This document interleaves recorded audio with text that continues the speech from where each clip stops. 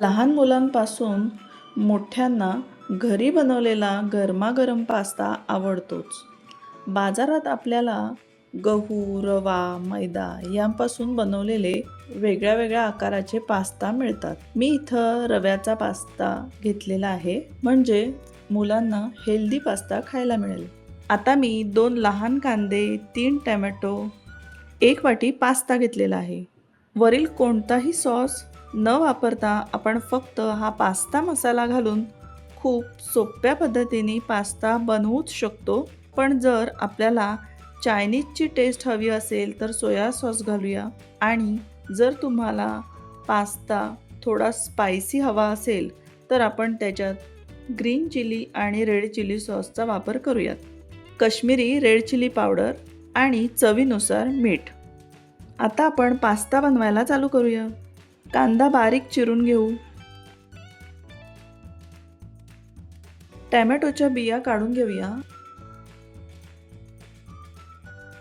आणि टोमॅटो बारीक चिरून घेऊया.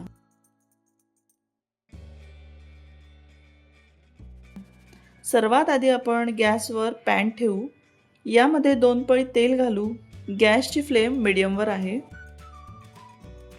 तेल तापलं की यामध्ये पाव चमचा जिरं घालूया. हे ऑप्शनल आहे.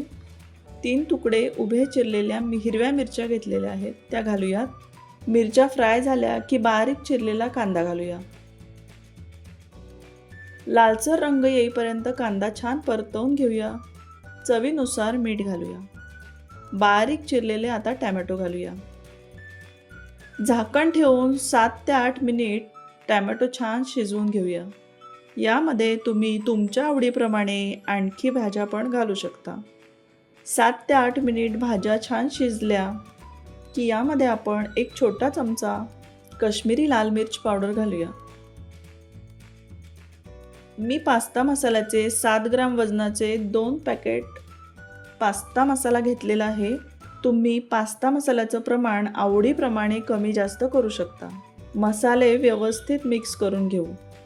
आता यामध्ये 1 चमचा सोया सॉस घालू. सोया सॉसमुळे चायनीजसारखी टेस्ट येते.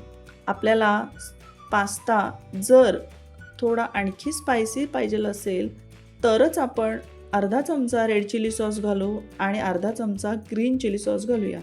सर्व व्यवस्थित मिक्स करू. यामध्ये अर्धी वाटी गरम पाणी घालू. त्यामुळे पास्ता जास्त ड्राय होणार नाही आणि मसाले हे पास्त्यामध्ये व्यवस्थित मिक्स होतील. 1 ते 2 मिनिट झाकण बंद करून शिजवून घेऊ. आता गॅस बंद करूया. शेजारच्या गॅसवर मी पातेल्यात पाणी तापायला ठेवलेलं आहे. यामध्ये अर्धा पळी तेल घालू. चवीनुसार मीठ घालू. पाणी छान उकळायला लागलं की यामध्ये आपण 1 वाटी पास्ता घालूया. पास्ता तर सगळेच बनवतात, पण आपण आज अशा पद्धतीने पास्ता बनवूयात की पास्ता ओव्हरकुक, म्हणजेच जास्त शिजला नाही पाहिजे. कारण जास्त शिजला की पास्ता पाण्यात उकळत असतानाच फुटतो आणि त्याची चव पण बिघडते. त्यामुळे अगदी 4 ते 5 मिनिट, म्हणजे 70% शिजेल एवढाच पास्ता आपण उकळत्या पाण्यात शिजवून घेऊया. 70% शिजेल एवढाच पास्ता उकळत्या पाण्यात शिजला की लगेचच गॅस बंद करूया. पास्ता छान फुलला आहे आणि मऊ पण झालेला आहे. आता पास्ता उकळत्या पाण्यातून बाहेर काढूयात आणि जो पॅनमध्ये आपण मसाला बनवला आहे यामध्ये घालूयात.